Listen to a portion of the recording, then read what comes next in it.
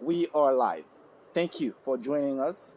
Another talk with X. Yes. X, thanks for joining us again. Hey, my Man, pleasure. it's always good speaking with you, and every time I get all the kinds of emotions that's out there. Goosebumps. I shake.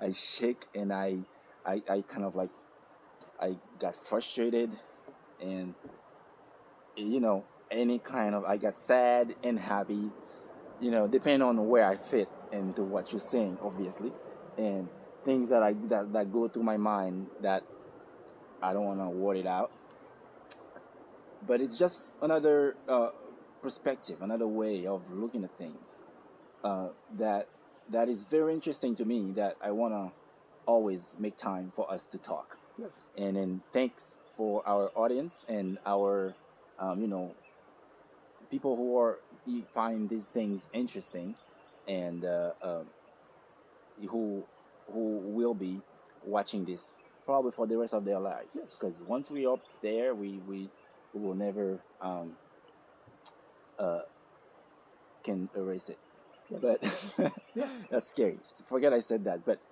X, welcome back and tell us what we're talking about today. Well, I want to go follow up on what you said. Hmm. This is everybody has their own individual perspective. Like if two people looking at the same tree, they're not gonna see the same spot at the same time. They're gonna look at the tree, but their eyes are gonna be attentive to whatever they feel like they want to look at as far as the tree is concerned. So perspective is just an individual's look at the world from their own perspective. It's not because they're against anybody else's perspective or they Okay. want to diminish anybody else's perspective Hmm. or tramp it down or insult their perspective. It's just each human Each being has their own their own perspective. perspective. Whether you're a child or whether you're an adult, doesn't matter. A child is going to see his own perspective different from the parent. The parent's going to correct them. You know what I mean? Yeah. So Yeah. this I'm saying that because I'm not here to come against anybody's perspective. Yeah. This is my own. I'm not, I'm That's not you. against anybody. That's why we put a name. We put a name on it. It's Yes, X's yes, perspective. yeah. So what's the subject today? So we're gonna basically talk about self again. Self You know, again. Okay. which is because the, the whole conversation about humanity is always about self. No matter what you're doing, you could be an engineer. The engineering has to be done by a self, by a person, a conscious human being has to engineer. Whatever you're doing, there's a self, a consciousness of called self that is doing the work. Whether it's conversation, like you and me, or whether we're talking about the hero's journey. The Hero's hero's journey. journey, you know, Okay, that's the theme for today, and we're gonna dig into that. Um, how do you see a hero, X? What's a hero in your eyes? well, it's one of those things that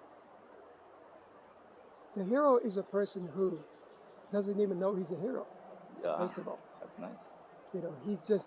He's a selfless being who's doing something for another, you know what I mean? And it's like he's doing it the same thing that he would do for himself for another person. Hmm. You know what I mean?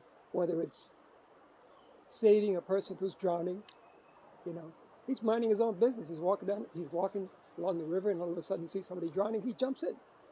A lot of times, you know, uh, should I say, almost every time the hero is not conscious of what he's doing. He's just concerned, instantly concerned that he needs to do something for somebody else. Hmm. So I would never say that the hero's journey is something that that the hero is conscious of in the sense of going, I will follow this route to be a hero. A hero is something that just happens, and it usually comes not from the not from the thought, but from the heart, because he sees a problem and he addresses it, not as a hero, Yeah, you know, yeah. eh, as another human being who's saying, I'm concerned and I'm going to act. Am I going to act in my self-interest? No, I'm going to act in the interest of whatever the problem may be. And we're seeing that today. You know what I mean? A lot of people believe that from different aisles, from different points of view. That, for example, that being a hero, for example, is only in the age of COVID, right? That we're basically just not leaving the edge of it. That in order to be a hero, you must get vaccinated. That's one perspective of what they believe a hero should be. There's another perspective that they believes that no, that we shouldn't do that. We should let nature take its course. You know what I mean? Mm-hmm. And so then this is this is this is the perspective that we're dealing with now. Yeah. You have one side saying this we should do this to be a hero, and the other side saying let nature take its course, because But hero is gonna do what he does. the hero is going The to do hero it. always do what he does, to my understanding. Because I'm not gonna say that I'm a hero, but I've done hero stuff, and I've done stuff that I'm like I did that. You know what I mean? Yeah. That's I feel good to feel that feeling, and but we're gonna talk about the whole thing, the hero's journey, and it is a hero is a continue can be continuously doing hero stuff, or can a hero not either lost its capability of Well, being a hero. I think part of the hero journey on the other side of the equation is hero worship, right? And we're always humanity's collectively is always looking for the next hero, Hmm. and a lot of that has to do with them not taking responsibility for their own lives. Which, in other words, they don't want to be the hero. They want somebody else to be the hero. So they're always Okay. looking for a savior to save them because they don't want to take responsibility for their own lives. You know what I mean? So who? Yeah, I'm not sure. I know what you mean, So, but if I understand right, you're saying uh, some people don't have whatever the genes to be a hero. well, I wouldn't say that Uh, it's a genetic thing. Isn't it? No, You know what I mean? I Yeah, no, wasn't but I saying that mean, either. I no, was but just I trying to. understand I Hmm. understand where you're coming from. I totally understand the question. Uh, but what I'm saying is, we've come to the point where that we have this worship of personality, worship of of different things, and always looking for these different things that we worship to save us, and it's always outside of our own work and our own responsibility to do whatever it is we need to do. So, uh, so why do my question for the hero's journey begins with why are we looking for a hero? Why do we need a hero? What does that mean? What does that say about us? If I'm looking for somebody to save me, what does that mean? What does that mean about me?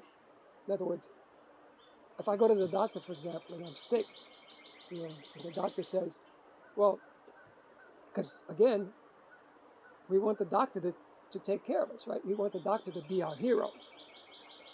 I go to the doctor, I'm coughing, I'm smoking 3 packs of cigarettes a day. The doctor says, well, all you got to do is stop smoking, you know, you know, or we could perform surgery and take one lung out. You know what I mean? Because one of your lungs is really looking bad. So this person, for example, doesn't want to take responsibility for his actions or her actions. He's looking for a hero to save him, Hmm. right? Hmm.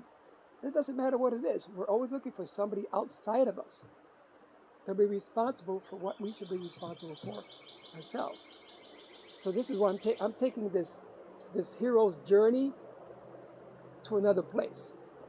Instead of examining the the journey itself, I'm examining why I'm asking the question, why are we seeking a hero to save us? You know.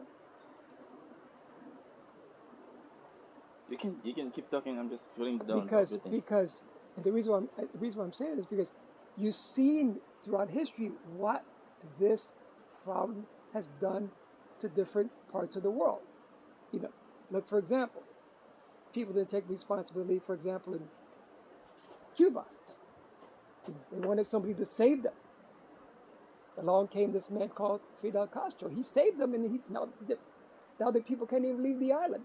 They've been in prison in the island for over 50 years because they were looking for a savior via another human being to bring them out of their whatever problem they were having before he came.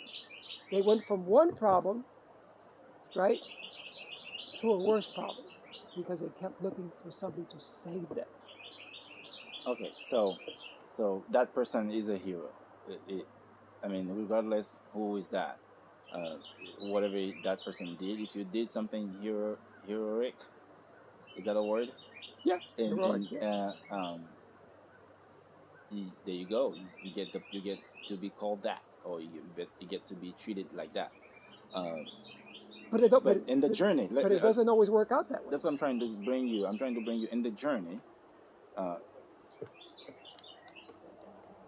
like, is it is it you're saying it's easy for the hero, or it's hard for the hero? Because I'm still in the hero stage right now. I'm Yeah, saying I'm not talking about anything else but the hero right now, because the hero is very important in this yes. subject, right? Um, is it the hero? Is it keep being a hero, and what is it like in its journey? If if if you want to put Well, yourself yeah. in that I mean, shoes, people just to see talk to me, you're a hero too. So tell me about people see Buddha as a hero. it. Yeah, People see Christ as a hero. He died on the cross. that's hero The whole stuff. story. That's hero stuff. Yeah, People see I'm not that soldiers, crazy. as heroes. Who saved his battalion from being slaughtered by the enemy. He gave his life for his fellow soldiers. Hmm. You know, so Gandhi. People see Gandhi Big as a hero. revolutionaries. Dr. King. Yeah. So different perspective, different groups of people see their own as a hero, while the other people from the other side see them as a tyrant. So in other words, your perspective. Let's say you were in favor of communism, and you thought Mao was great because you thought Mao was a great hero. But the people who were oppressed by him did not see him as a hero. So you have two sides to this hero thing, and every part of the world there's always the other side of the equation. You know what I mean? If you take a devout Christian, for example, and you start telling him about Buddha, he says, "Hold it right there. That's not my hero. That's not my hero." You know what I mean? You know what I mean? That ain't So my hero. Mm-mm. exactly. So so the hero his journey and the whatever the the result that came out of that person being designated a hero, whether it was Gandhi, Dr. King, Buddha, Muhammad. Okay, each one of these people always had another side to them because the other side never saw them as a hero. You know, the ones who lost the war to the other side's hero Hmm. Hmm. has a whole different perspective Right. about what this person was. So this, Yeah. so whenever we're talking about the hero's journey, there's always the other perspective of the other side of the Yeah. hero equation. Yeah. Because the hero has to find things to do, people to save, and great things to do. Yeah, So there's gotta be that supply for the hero to be feeding on, uh, which is some kind of, that part of it has to be there. It's like the negative and the positive kind of yes, thing. yes, uh, but you mentioned a bunch of names, a lot of names. I say a bunch of names, but a lot of names, whom are mostly in the civil right movement. not mostly, but a lot of them are. That's what Christ was. Let's see. Christ was a civil rights. Look, Buddha was a civil rights guy, Mhm. human and civil rights. Yeah, Christ was civil rights, human Mandela. rights. Mandela. Mandela. It's all the same. It's all about human rights. If Look, you look at anybody, any hero yeah. throughout history, it's all about human rights and civil rights. It's the same thing. But what about doctors though? Because the doctors, which gonna cover the next level of this conversation here. We talk about mind programming. Uh, like doctors, they went through a some kind of educational system for them to think the way they think and do what they do. Uh, so they're programmed. Could they be a hero? They do hero things. Again, that depends on the result that the patient receives. In other words, if a patient goes and they say he has to have surgery, right? Hmm. And the doctor cuts off the wrong leg, right? Then he's not He's a not a hero. hero no more, right? Then he's You know what I mean? not a You know, hero. or if Cuts the wrong leg. That's and not hero stuff. that's basically from a true story. It actually Really? happened. You know? Okay. Yeah. You know, so But he was no longer a hero. let me ask you this. Let me ask you this. So the doctors, you can be a hero, but I know most of them do hero things. But it's sounding to me like it's sounding to me like a hero or somebody who was a hero. He, like you say, he doesn't know it. It's the other side that knows it. Like the one who received his action or intervention or I don't know saving act, um, and that person feel it or that thing, but the hero himself doesn't feel it. Right. Say Well, more I mean, about that. it's uh, the one thing, one of the qualities that the greatest heroes all share is humility. You know, they're not they're because it's like they have no ego. You know, they transcended the ego. They're not driven by the ego. They're fueled by love, compassion, truth, humility. So the greatest heroes that people worship on the planet, as we know, are men like Buddha, Christ, Gandhi, Mandela, who spent 20 something years in prison and came and forgave the people who put him in prison wrongfully. This is how you, And work with them. yes, this is how you advance humanity. You don't advance humanity by being the hero who says, you know, I'm going to kill all the people who put me in prison. That But just makes if you meet your goal, there may be some hero stuff too. yeah. But I It's mean, not a good hero though, no, is it? no. I mean, it's not so much whether it's good or bad. It's whether it's intelligent to do that. If your cause is to bring people together and bring an understanding, because that's what I want to do. That's why we're having a discussion Hmm. about heroes. Hmm. I didn't want to really break it down the hero's journey. I wanted to really look at the word hero and why is it that we need a hero? Yeah. Why is it that we're searching for a hero? Why is Okay. it that we're looking for somebody to save us? Okay, I got you. You know what I mean? Because again, it's like I said before, legislation is the easy way out. It's the lazy man's way to get a result. Because I can pass a law and just sit back and go, oh, I passed a law, everything's good. You know, like for example, people talk about civil rights legislation, ending racism. A law cannot end racism. A law cannot end racism. You and I can end racism, right? You know, by developing a relationship, a, a real relationship, a friendship, kindness, compassion, and truth. That's the relationship.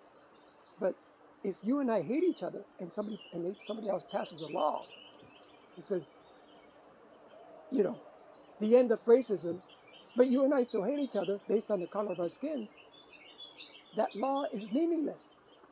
So they're trying to fix a problem by passing a law. So the only ones that benefit, who benefits? Not the people that they're trying to help. The only ones that benefit are the politicians who pass the law. Look what I did. So it's a false hero. It's not a real hero. A real hero doesn't pass a law. A real hero does what Buddha did, what Christ did. He develops a dialogue that the people can have with each other so that they can see each other as I'm looking at myself. Instead of looking at my enemy, I'm looking at myself, which is a continuation of me. You're like my right arm. Why would I cut off my right arm? And that wouldn't do me any good if I need it. I think I do. Yeah, I think you do too, and that's because you So, save it. That's hero. yeah, Can a hero? Okay, let me ask the question this way. You're saying that we programmed to always be looking for a hero to save us. So it's sounding to me that that's an easy trap that a hero would fall in.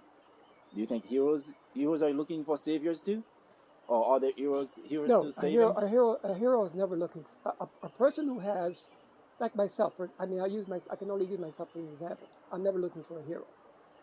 I'm looking to take responsibility Yeah. for my own life. I mean, I'm saying I'm looking at it at little compartments. Like if I'm a hero in uh, civil rights, can a hero in health save me? You know, a hero in I don't know driving. Somebody could be a good driver and take me around. That's the kind of other heroes save other heroes because one Yeah, hero can be like on quantum be everywhere saving his yeah, own yeah, mess. yeah, yeah. And yet there's a hero. It's called air. Oxygen is a hero. Mm. You want to use hero? Okay. Like it's like I look at oxygen, for example, as a great unifier. Oxygen is the great unifier. Yeah, Think about it. We live in this bubble, we all need that oxygen. and if I was going to say, what did God do? He filled a bubble. He saw an earth, and then he put a bubble. He went like this, That's an infinite. and he created this bubble around the earth called the biosphere.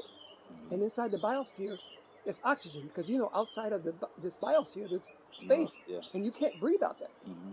So imagine this, just in your imagination, Hmm.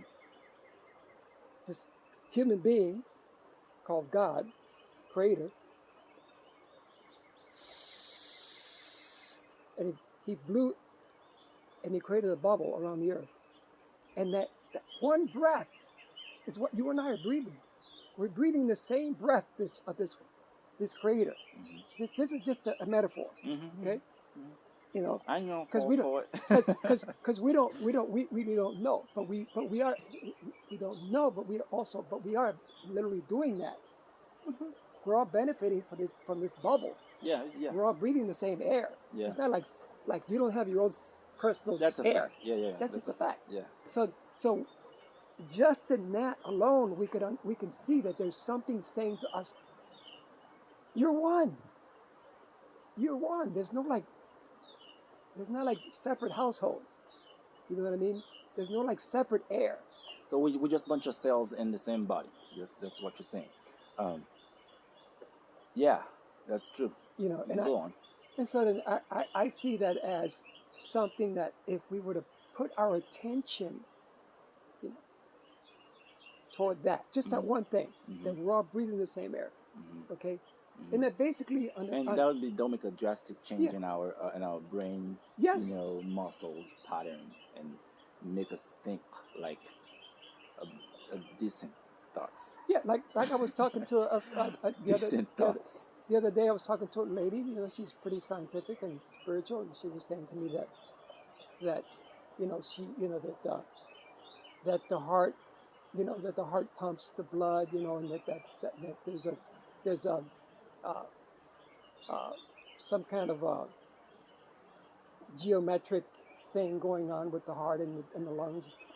But the one thing that she failed to mention is that there is what you call atmospheric pressure that definitely has something to do with the way the heart beats, because you can't discount that. You can't discount that the heart is beating, and you can't discount the fact that we have 3 lungs. I can prove it to you. Well, go ahead. This earth is a lung. 1, 2, here it is. Okay. You know, what is a lung? A lung is a sac that does this. What is the biosphere? It does this. It breathes. Does it do that? Oh yes, absolutely, I don't think absolutely, of it this way. absolutely. All right. It doesn't just spin. It actually Does that too? breathes. There's a vibration. This is just a known fact, and it has layers, just like the lung, the viola. Yeah. It has different layers that protect it from outer forces getting in, like liquids and different things that would clog the lung, which needs nothing but airspace to do what it does. The earth is the same, same principle. You know what I mean? Yeah. So when you clog up the lung, right, with let's say smoke, unnatural stuff, it's the same thing you do with the earth.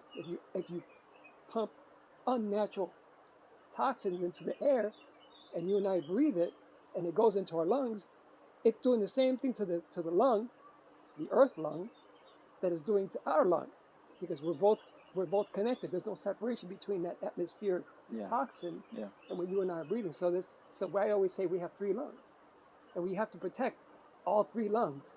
Right. I mean, we all agree that we need to save, not save, but we need to start acting better toward the whole self. So And I got that one right. yes, And you know, hurting something means it affect everything else. Um, and that's like, sure, man, it makes sense. but You we know what I can't. mean? But we can't do it through conflict. That's okay. You That's the know, next level. we And can't do it through conflict. We yeah, can't do it through hate. We can't do it through I'm against this and I'm against this and we only need this. We can't. We have to do it through sitting down like we're doing. You and I are doing yeah, dialoguing yeah. and find healthy, constructive, compassionate, honest dialogue toward, because we're all benefiting. Whatever we improve on the earth, we're all going to benefit from. Hmm. Whatever. And let me put you on that level.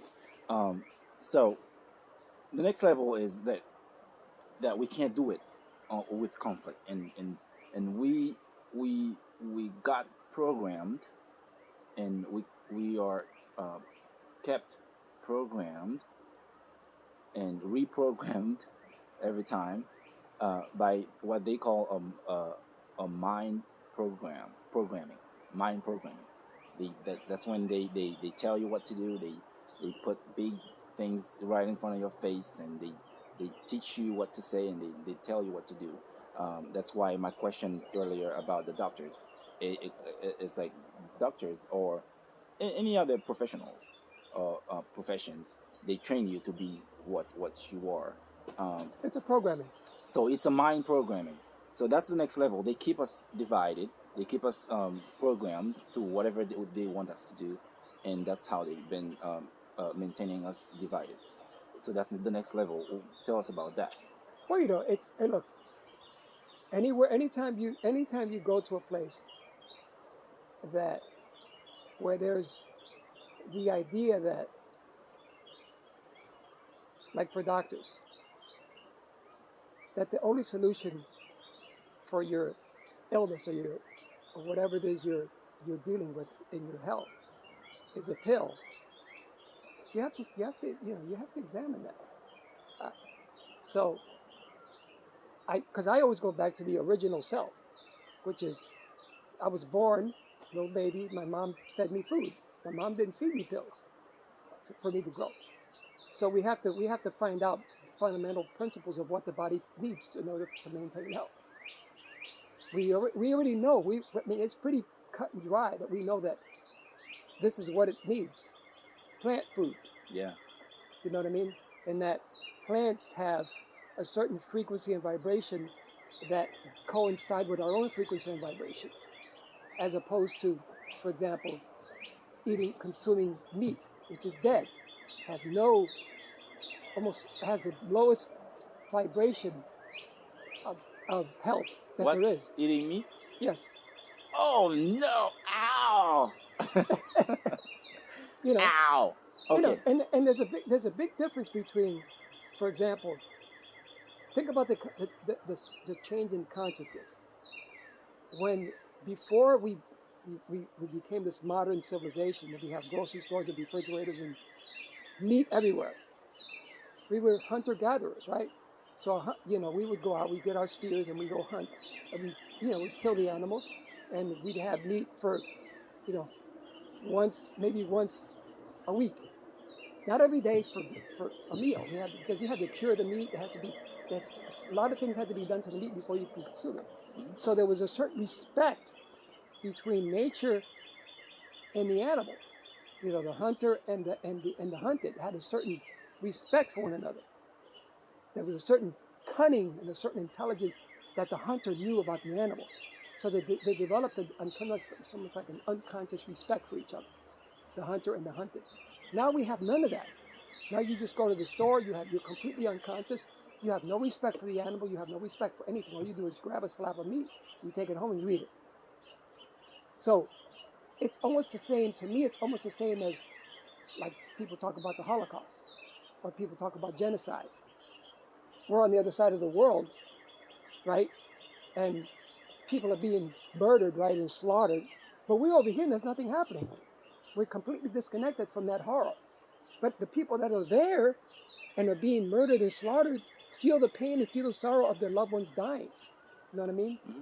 I see almost a similar perspective between the hunter, who has a connection between the animal that he's hunting, and the disconnection between the person who's going into the store and just grabbing a piece of meat. There's no like deep depth of understanding for the animal. Yeah. You know what I mean? It's just no connection. I just grab a piece of steak or a chicken or whatever, an egg, and just go home and cook it, and I'm done. Yeah. There's no compassion. There's no truth. There's no understanding. There's no. I mean, for a person, for example, for a person who grew up in the city, for example, and a person who grows up in the country, there's a whole different perspective of that relationship between animal and man. Sure. You know what I mean? So the person in the city who's never seen a cow, Mm-hmm. or never seen a butcher, or never hunted, there's a whole different point of consciousness. Mm-hmm. You know what I mean? So there's like the level of understanding between that person in the city and nature and the person who lives in the country and nature is completely like So what is that for you? Like, what do you think of a person from the city behavior to a or understanding to a person in the country understanding of an animal? the same disconnect that they have toward the animal in the city, and the same connection that the person who hunts for food has for the animal, has the same disconnect between the human being in the city and the human being in the country. The Oh, people, I see. Okay. so an unconscious disconnection between the Mm-hmm. city person Mm-hmm. mindset view of the world and the person